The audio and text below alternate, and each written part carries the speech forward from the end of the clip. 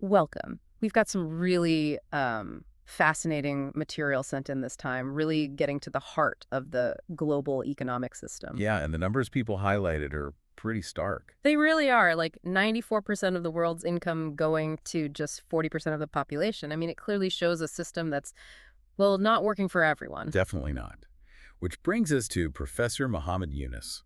Exactly. Today we're doing a deep dive into his ideas, his vision for a world without poverty, and this concept he developed called social business. And we've got a great mix of sources, his speeches, articles about his work, different perspectives on his proposals. Lots to unpack. So the mission for this deep dive really is to pull out the core of Eunice's critique of, let's say, traditional capitalism. Right, and then to really get a handle on his alternative, this social business idea. We want to explore how it might offer, fresh perspectives on tackling these big global challenges. And we'll aim to keep it focused, get to the insights, hopefully find those aha moments without getting bogged down. Sounds good. So where do we start with his critique?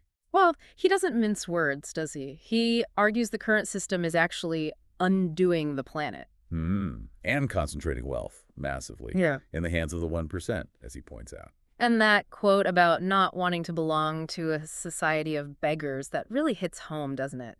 It speaks to a deep concern for dignity. Absolutely. It's not just about the numbers. It's about the human cost, the systemic failure he sees. And he really challenges how we even measure success, the idea that it's all about making money. Yeah, his line about humans not being money-making robots is so simple but profound. What are we missing when profit is the only goal? Exactly. Which leads him to institutions like banking. He talks about how bankers just dismiss the poor, not creditworthy. Right, a common attitude. But his response is brilliant. It really is. He flips it, says banks need to be people worthy. It completely reframes who the system should serve. And you can see the real-world impact of not doing that. The sources point to this widening gap, rich and poor, globally. Even in places with growth, like China. Poverty went down, sure, but inequality actually got worse, based on the Gini coefficient. Which is a key point. Growth doesn't automatically mean fairness. And then you look at the U.S. Yeah, rising poverty recently, lack of universal health care, huge military spending. It backs up his concerns about the current path. It's quite sobering. And it seems the Millennium Development Goals didn't quite deliver as hoped either, generally speaking. Though he does mention Bangladesh as a bright spot, he seems quite proud of their progress there. Which for him probably reinforces his argument that the market, left totally unregulated, isn't built to solve social issues. It can even make them worse. That highway analogy he uses is really effective for explaining that. The 100-lane highway, yeah. Globalization without rules means the big economies, the huge trucks, just dominate. Pushing the smaller players, developing economies, vulnerable people right off the road. It shows how the power imbalance is sort of baked in. And that connects to what he calls unlimited single-track capitalism. Right, the exploitation aspect.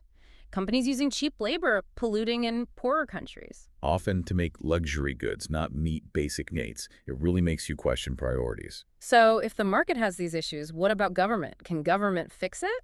Well, Yunus sees limitations there too. Inefficiency, bureaucracy, corruption, political influence.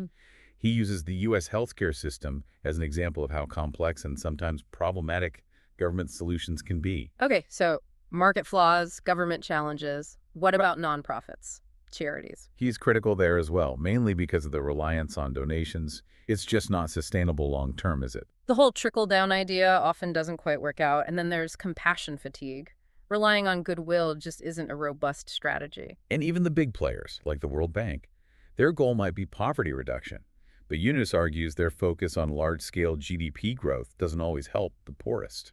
Which is where the contrast with his own Grameen Bank comes in. It's really illuminating. Totally. He emphasizes how Grameen focuses on helping borrowers when they struggle, using flexible rules, empowering them to make decisions. It's a different philosophy, not top-down, prescriptive like the World Bank can sometimes seem, more about trust, individual agency. And the incentives show it.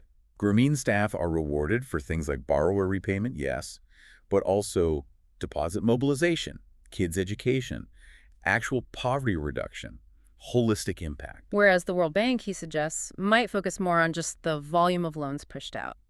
Different measures of success. So naturally, he calls for rethinking these big institutions, maybe a social business window at the World Bank. Getting the private sector involved, but using the social business model and evaluating success based on social impact, not just money, shifting the focus. He even touches on CSR, corporate social responsibility. Yeah, he sees it as limited, right, Ah, because profit is still the #1 priority for those companies. exactly. CSR is good.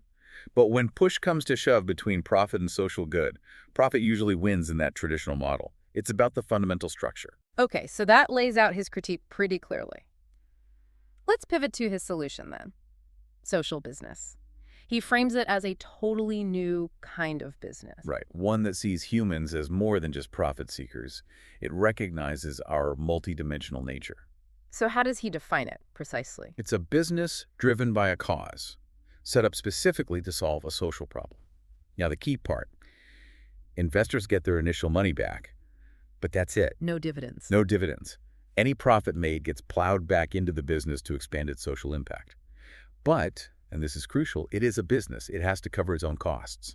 Not a charity. Needs full cost recovery. Absolutely, that's what makes it sustainable and scalable, unlike traditional charity. Can you give us some examples? Make it more concrete. Sure, think like affordable health insurance for poor communities, Hmm. or renewable energy systems for villages off the grid, Mm-hmm. or maybe a business recycling waste in underserved neighborhoods. So they sell something, generate revenue? Yes, but the reason they exist, their main goal, is solving that social issue. And that full cost recovery you mentioned, that's vital for the long haul, isn't it? No constant fundraising. Exactly. Once it's self-sustaining, it can grow, reach more people, have a bigger impact over time. That's a huge difference from charity. So the core shift is replacing the profit maximization principle. With the social benefit principle. Yeah. That's the heart of it. And who owns these businesses? It can be varied. Individuals, maybe impact investors, even governments or charities could own one.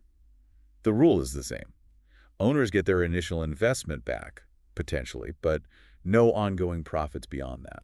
Which begs the question, why would an investor do that if there's no profit beyond getting your stake back? The motivation is different. It's satisfaction, like philanthropy, but maybe more direct, measurable, scalable. You know your money is solving a problem. And you get the capital back to potentially reinvest elsewhere. Precisely. It's a sustainable way to do good.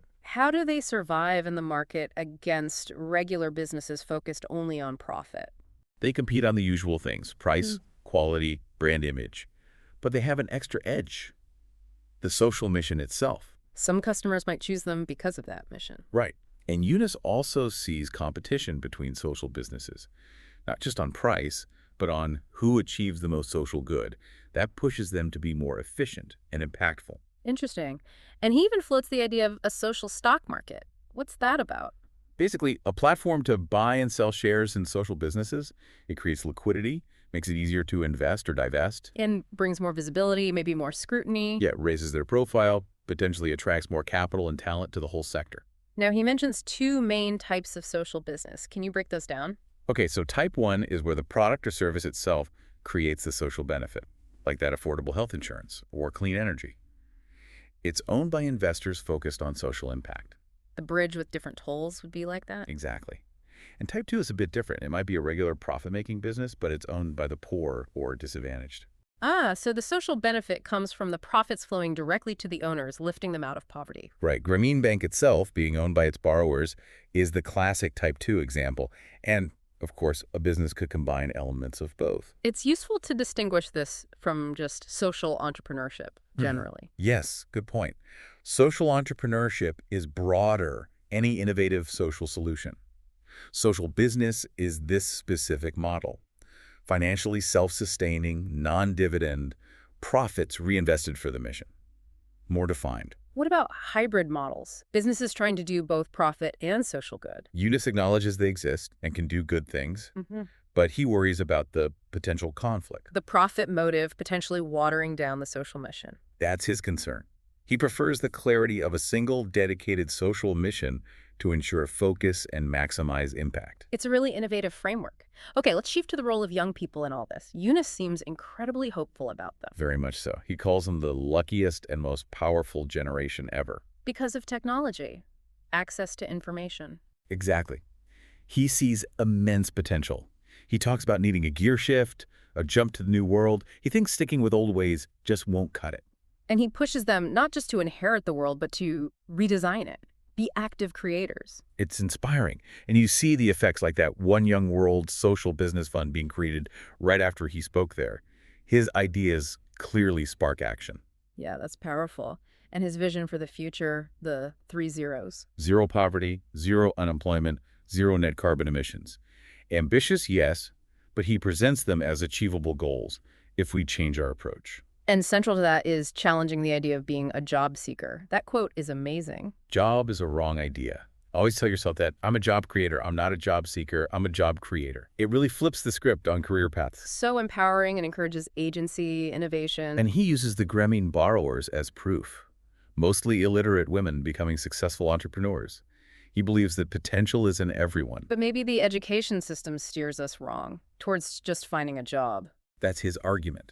It doesn't always nurture that innate creativity, that entrepreneurial spark. So he backs this up with action creating social business funds for young people. Right? Investing in their ideas, partnering with them, focusing on the problem they want to solve, not on making a profit for the fund itself. We see examples like Grameen Shakti, right, bringing solar power to rural Bangladesh. A huge success. Hmm. Or the venture with Intel, the health monitoring bangle for pregnant women, real-world examples of social business in action, driven by this philosophy. Ultimately, it feels like he's calling for a shift beyond economics, towards a civilization based on different values. Human values, yeah.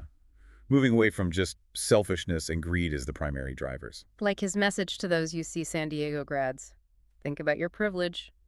Be problem solvers. And he shares his own story, being excited by Bangladesh's problems, not daunted, finding his own way to tackle them. And realizing that by not taking profit, he was fundamentally questioning what business even means. Exactly. He genuinely believes social business offers a full solution, more complete than cooperatives or nonprofits that might only recover partial costs.